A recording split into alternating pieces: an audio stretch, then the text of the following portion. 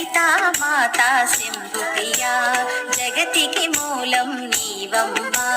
శ్రీ భువనేశ్వరి అవతారం